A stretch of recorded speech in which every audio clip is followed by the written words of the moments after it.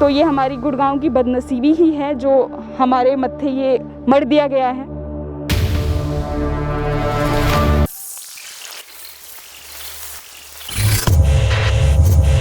नमस्कार, आप देख रहे हैं हिंद वॉरियर न्यूज़, जहां हम उठाते हैं आपकी आवाज़ सच के साथ। तो इस वक्त मैं मौजूद हूं गुरुग्राम के सेक्टर 32 के संसाधन भवन के सामने, जहां पिछले शनिवार इसका उद्घाटन किया गया है डिप्टी सीएम के द्वारा।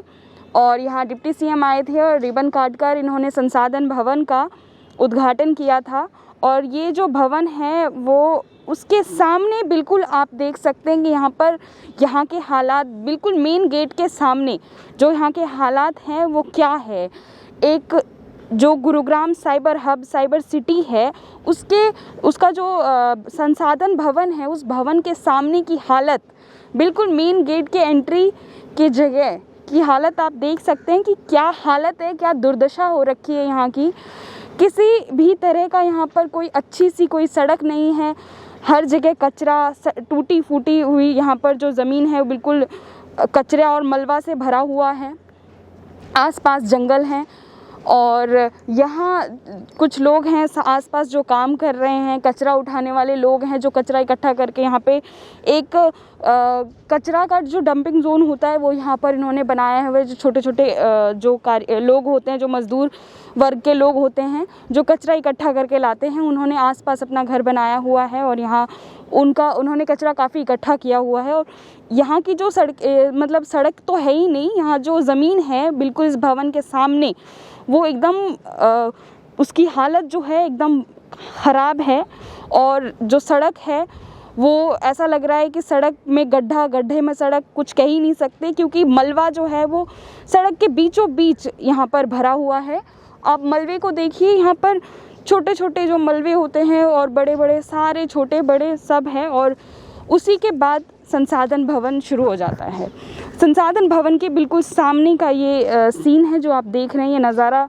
संसाधन भवन, आपको बता दूं कि ये एक एक्साइज एंड टैक्सेशन डिपार्टमेंट है गुरुग्राम का, जो यहाँ पर पूरे गुरुग्राम डिस्ट्रिक्ट का यहाँ पर टैक्स से रिलेटेड, जो भी जीएसटी से रिलेटेड है वो सारे काम होंगे यहाँ पर। और आपको बता दें कि गुरुग्राम जो है वो सबसे ज़्यादा पूरे हरियाणा में सबसे ज़्यादा टैक्स एक जनरेट करके देता है। यहाँ पर सबसे ज़्यादा टैक्स जो है वो रेवेन्यू कलेक्ट किया जाता है गुरुग्राम से, क्योंकि एक साइबर सिटी है। और गुरुग्राम बहुत ज़्यादा बड़े बड़े जो नेता हैं वो यही दावे करते हैं कि गुरुग्राम एक डेवलप्ड सिटी है, बट ये आप देख सकते हैं कि डेवलपमेंट है।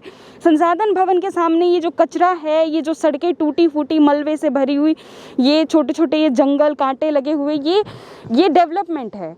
ये जो बड़े बड़े नेता आते हैं दावे करके जाते हैं गुरुग्राम को तो हमने ये से ये बना दिया, तो आप देख ही सकते हैं कि क्या है गुरुग्राम की हालत। और बिल्कुल एक संसाधन भवन के सामने यहाँ पर कितने बड़े बड़े बिजनेसमैन, बिल्डर्स और मतलब बहुत सारे जो जितने भी एक लोग हैं जो अपनी लाइफ में एक बहुत अच्छी मुकाम पे हैं, यहाँ आते होंगे और वो ये नज़ारा देखेंगे। तो देखिए क्या होगा इसके बाद, क्या लोगों की धारणाएं बनेंगी गुरुग्राम के प्रति, जो गुरुग्राम में इतना बड़ा जो भवन का निर्माण किया गया है, और उसके प्रति जो लोगों की धारणाएं हैं वो कैसे होंगी इस जगह को देखकर, वो आप अंदाज़ा लगा ही सकते हैं। और उसके बाद जो यहाँ के जो पार्षद हैं उनका भी कुछ खास रवैया नहीं है इसके प्रति, उन्होंने भी कोई ऐसा ख़ास काम नहीं किया है। उनका तो सबसे पहले नगर निगम की भी बात करें तो नगर निगम ने भी कोई अहम कदम नहीं उठाए हैं इसके लिए।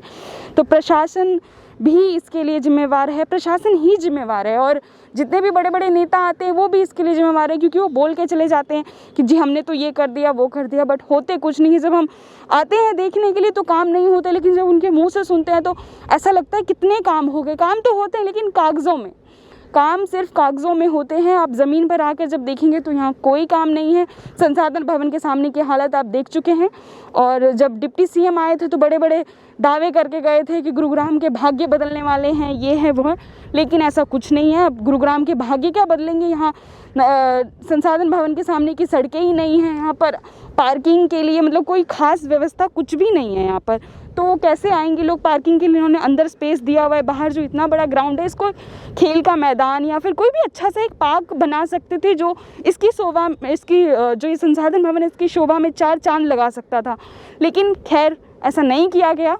तो ये हमारी गुड़गांव की बदनसीबी ही है जो हमारे मत्थे ये मर दिया गया है।